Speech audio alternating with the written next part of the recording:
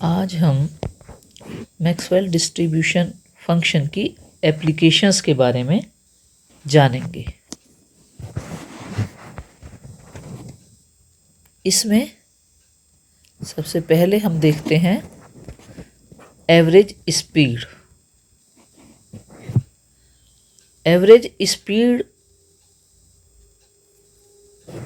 सी average के रूप में हम उसको लिखते हैं, सी बार से हम उसे दर्शाते हैं। तो एवरेज स्पीड सी बार होगी बराबर 1/n integration 0 to infinity C D N C. D N C number of molecules होता है जिनकी की वेलोसिटीज सी और सी प्लस डी सी के बीच में होती हैं। तो इक्वेशन 1 हमें एवरेज स्पीड दे रही है और डी एन सी होती है, डी एन सी की वैल्यू होती है हमारा, ये हम पिछले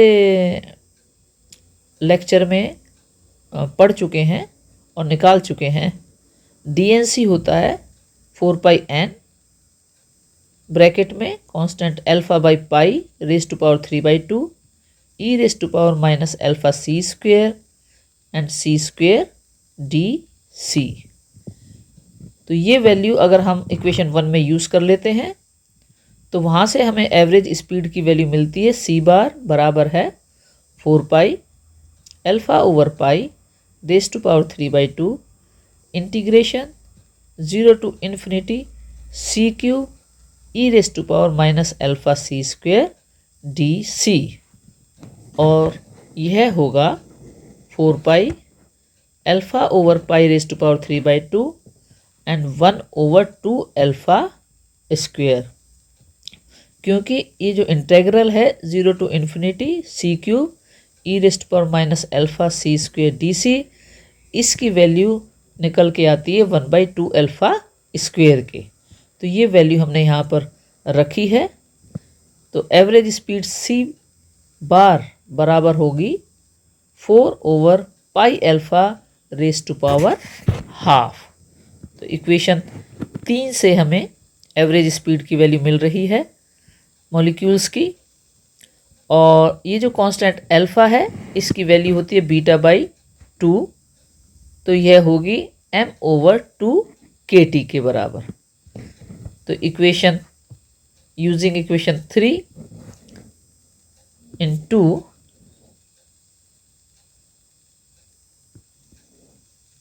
और using equation 4 in 3, it should be using equation 4 in 3। Alpha की वैल्यू हम यहाँ सब्सटीट्यूट कर देते हैं इक्वेशन 3 में। तो सी एवरेज एवरेज स्पीड होगी 8 kT/m raise to power half के। तो यहाँ से हमें मॉलिक्यूल्स की एवरेज स्पीड मिल जाती है। दूसरी एप्लीकेशन मैक्सवेल डिस्ट्रीब्यूशन फंक्शन की है रूट मीन स्क्वायर स्पीड। तो यहाँ से हम रूट मीन स्क्वायर स्पीड निकालते हैं, और रूट मीन स्क्वायर स्पीड होती है square root of mean of the square of speeds of molecules in this system. System में जो mean of the square of speeds of molecules है उसका square root जो है वह कहलाता है रूट मीन स्क्वायर स्पीड, और इसको हम डिनोट करते हैं CRMS से। तो root mean square speed CRMS बराबर होगी ये c square average value and raise to power half mean of the square of speeds of molecules in the system और उसका स्क्वायर रूट, ये आपकी CRMS हो गई। और ये बराबर होगी 1/n 0 to infinity C square D N C and raise to power half. तो यहाँ से CRMS स्क्वेयर हो जाएगा 1/n 0 to infinity C square D N C के बराबर। ना if we use equation 2 in equation 6, तो इसको हम लिख सकते हैं CRMS स्क्वेयर बराबर है 4π alpha over pi raise to power 3/2 and integration 0 to infinity c raise to power 4 e raise to power minus alpha C square D c के, और ये बराबर होगा 4π alpha over pi raise to power 3/2 3/8 pi by alpha raise to power 5 raise to power half, क्योंकि जो integration है 0 to infinity c raise to power 4 exponential minus alpha c square D C, इसकी value होती है 3/8 pi over alpha raise to power 5 और इस पूरे square brackets की रेज टू पावर हाफ। तो ये वैल्यू हमने यहाँ पर सब्स्टिट्यूट कर दी है। तो यहाँ से हमें CRMS स्क्वेयर की जो वैल्यू मिलती है वह मिलती है 3/2 अल्फ़ा, और क्योंकि अल्फ़ा m/2 के बराबर होता है तो इसकी वैल्यू हम यहाँ सब्स्टिट्यूट कर देते हैं और वैल्यू यहाँ सब्स्टिट्यूट करने पर 3kT/m, तो हमें यहाँ से ये वैल्यू मिलती है 3kT/m। तो CRMS root mean square speed हमें यहाँ से मिल जाती है जो 3kT/m raise to power half आती है। मैक्सवेल डिस्ट्रीब्यूशन फंक्शन की एक और एप्लीकेशन है और वह है most probable speed.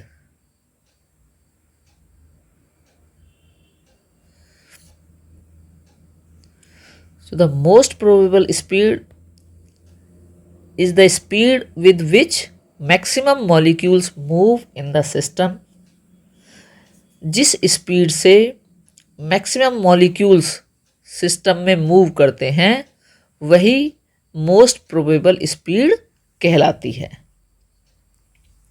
And the probability of molecules should be highest at most probable speed. तो मोस्ट प्रोबेबल स्पीड की वैल्यू पर जब c = cm के बराबर है तो प्रोबेबिलिटी यहाँ मॉलिक्यूल्स की मैक्सिमम होती है या हाईएस्ट होती है। तो हम लिख सकते हैं partial differential of f of c with respect to c will be equal to 0। Here f of c है बराबर आपका 4πn स्क्वेयर ब्रैकेट में alpha over pi raise to power 3/2 exponential minus alpha c square के। तो इसलिए partial derivative with respect to c इसका क्या होगा, वो 0 होना चाहिए। तो अगर हम ये f of c की वैल्यू यहाँ पे यूज़ करें तो इसका मतलब हुआ partial derivative with respect to c of 4πn alpha over pi raise to power 3/2 exponential minus alpha c square times c square should be equal to 0। और अब आप इसको लिख सकते हैं partial derivative with respect to c of exponential minus alpha c square should be equal to 0। और इसको हम लिख सकते हैं डिफरेंशियल इसका अगर हम करते हैं तो यह हमें आता है exponential minus alpha c square within brackets ये बच गया minus twice alpha c plus 2c e raise to power minus alpha c square equal to 0 या 1 माइनस अल्फ़ा c स्क्वेयर बराबर है 0 के। तो यहाँ से c हमें मिल जाता है 1 over alpha raise to power half. तो मोस्ट प्रोबेबल स्पीड निकल करके आती है c, और जिसको कि हम cm से डिनोट करेंगे बराबर है 1/अल्फ़ा और इसकी पावर है 1/2। और अल्फ़ा की वैल्यू होती है m/2kt। तो अल्फ़ा आपका m/2kt होता है। इसको हम यहाँ सब्स्टिट्यूट कर देते हैं तो हमें cm बराबर है within square brackets 2kt/m raise to power half. तो ये मोस्ट प्रोबेबल स्पीड हमें यहाँ से मिल जाती है। अब अगर इन तीनों स्पीड्स का हम कंपैरिजन करें, तो कंपेयर करते हैं तीनों स्पीड्स को। तो आपकी most probable speed, average speed and root mean square speed, इनकी अगर हम रेशो कंपैरिजन करने के लिए अगर हम रेशो निकालें तो ये हमें मिलेगी cm 2kT over m raise to power half. Ratio है with respect to 8 kT over pi m raise to power half is to 3m over kT raise to power half.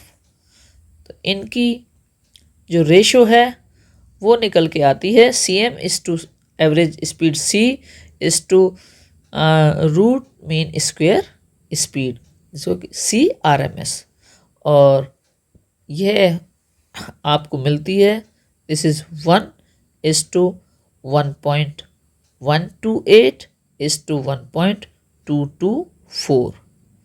तो इक्वेशन 10 हमें most probable speed, average speed and root mean square speeds की ratio बताती है, जो कि 1:1.128 is to 1.224 है।